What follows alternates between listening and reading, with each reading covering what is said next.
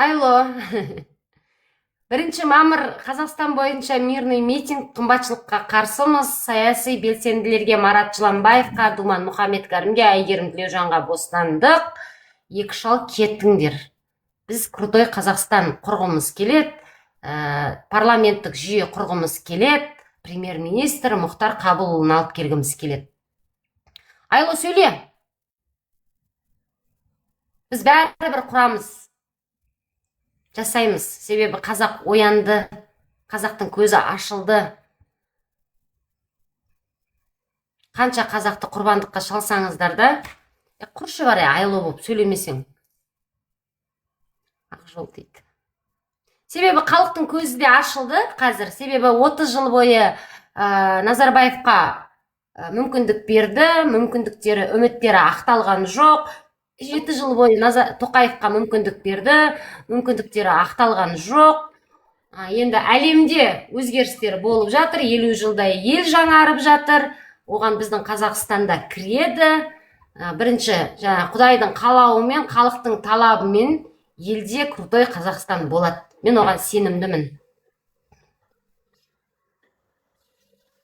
Айлабек шығып кетті. Не аласыздар, келесіздер ма, сөйлейсіздер ма? Эфирді ары қарай жалғастырамыз ба, жабамыз ба, айтыңыздар. Так, енді мен мынандай шешім қабылдап отырмын. Біздің көз алдымызда саяси белсенділердің ішінде өте жағдайы ауыр болып жүр, және соңғы уақытта жұмысқа шығып кетті. Жұмысқа шыққанға дейін балтағын ұстамай жүреді. Жұмыста қазір мен экранда байқадым, балтағын ұстап отыр, себебі ауыр жұмыс, демонтаж жасап жүрген Ереке ағаға давайте қаржылай көмек берейікші, қалай ойлайсыздар? Ереке, сіз жұмыс жасамай қойсаңыз қандай болады? Себебі сіздің денсаулығыңыз жарамай тұрғанын мен көріп тұрмын. Сіз себебі жұмысқа кеше шықтыңыз, уже балтақ ұстап қапсыз. Ана қаңтардан кейін ұстадым ғой, 3 жыл тақыстап едім, кішкенемде 4 күн болды. Таяқ ұстап жүрмін. Сол ана жұмысқа шыққаннан кейін демонтаж сізге ауырлық қылып жатыр ма жұмысыңыз? Аз-маз, кішкене бар. Ереке, квартираңызды жаптыңыз ба? Жабалмадыңыз? Жаптым, квартираны жаптым ғой, сол үшін жүрмін. Жақсы болған екен. Негізі саяси белсенділер және халық мына Ерекеңе кішігірім көмек беріп отырайық. Ертең крутой Қазақстан болғанға шейін бұл кісілерді өйстіп қинап өлтіріп алармыз. Бұл да мынау 20 жылдық еңбектерінің рахатын көру керек. Крутой Қазақстанға шейін илалап, жәрдем беріп жеткізейік. Бір жарым жыл уақытымыз қалды. Алла қаласа, крутой Қазақстан болады. Бұл кісілердің еңбегі ақталатын күн болады, жемісін жейтін күн болады. Сондықтан қазір мен қатты жүрегім ауырып отыр, жаңа балтақпен ары бері жүргеніне қарап. Қаржылай көмекті Ерекеңе берсек, сосын саяси белсенділерге бөліп отырсақ, қалай қарайсыздар? Денсаулығы нашар. Кеше Еркін Сабаншевичтің денсаулығына көңіл бөлдік қой. Сол секілді Ерекеңе де көңіл бөлсек. Дұрыс. Қысқа айтып жіберейінші, жаңағы Маргарет Тэтчерді үлгі қылмай ақ қойыңыздар, құрсын. Ол 11 жыл премьер-министр болған кезде байды бай, кедейді кедей қылып, профсоюзды жоқ қылып жіберген адам ғой. Құрсын, Ереке Каспийіңді айтшы, Ереке Каспийіңді айтшы жіберші, өтініш. Үш жерге жазып, қазір 1-2 теңге болса да жинап берейін. 837 777 025 64 99. 64-99. Ерболат үй деп шығады. Давайте, достар, осы жерде барлығымыз 500 теңге, 1000 теңгеден болса да қаржылай көмек берейікші, 380 адам отыр екенбіз. Қалай ойлайсыздар? Ерекеңнің жағдайын көріп отырсыздар. Дұрыс, қолдау беру дұрыс. Рахмет бәріңізге, Алла разы болсын. Қолдау берейік Ерекеңге. Әрбір белсендімізге міне мен 5000 теңге аударып жібердім, міне 100 теңге аударып жібердім деп айтатын болсаңдар, мақтанатын жерлерің осы сендердің. Осылай мақтаныңдар. Ал бос сөз, біреуді мақтау, анау-мынауды қойыңдар ағайындар. Мақтайсыңдар ма, осылай мақтаңдар бір-бірлеріңді. Жоқсты болсын ағайындар.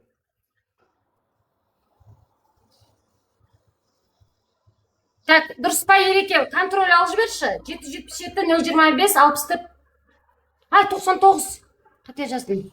99 artı 99 қарындасым.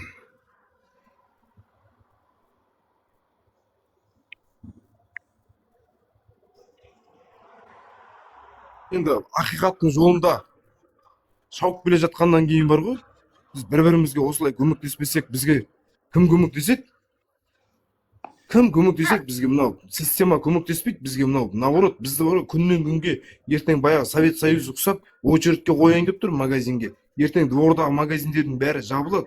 Мен анализ жасаймын, мен Серікжан Біләш ағам құсап, анализ жасаймын бәріне, бар. Себебі мен салдарына қараймын мен. Бірінші себебін қараймын. Сосын салдарын қараймын, не болатынын.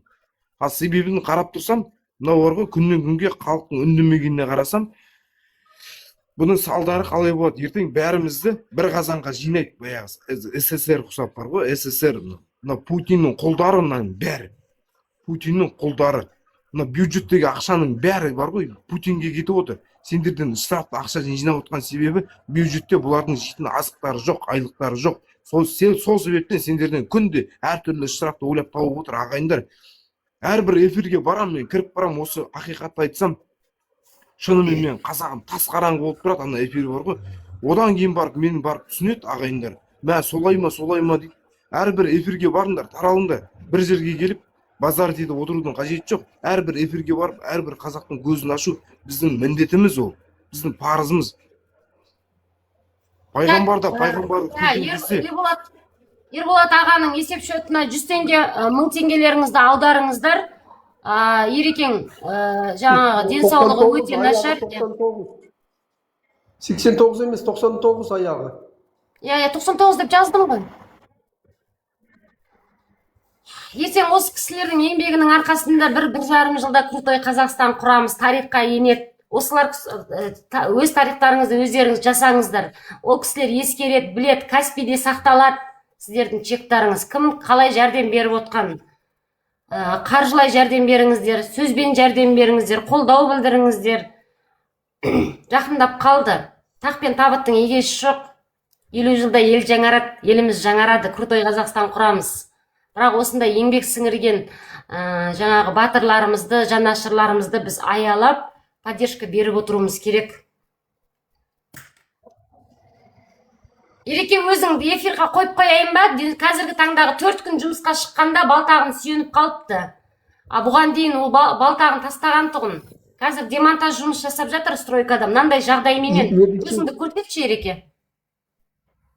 Бәлки мыналардың... Ереке, мына номер дұрыс па, көріп жүрші? Номер дұрыс па? Ереке, номер дұрыс па, көріп жүрші? Осы нөмір, осы нөмір, менің нөмірім. Эфирға, главный экранға шығарамыз ба? Саламыз достар, 1000 теңге 500 теңгелеріңізді салыңыздар, көмек беріп жіберейік. Көп адам отырғаннан кейін пайдаланып қалайын дедім, естіп қалайын дедім. Түріңді де бір көрсетіп қояйықты, Ереке.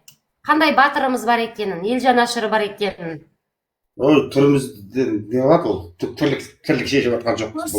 Осы қалге, мына Тоқаев пен Назарбаевтың жүйесіне қарсы күресіп, қазақтың сөзін сөйлегені үшін келіп отырсыз. Неге ұяласыз?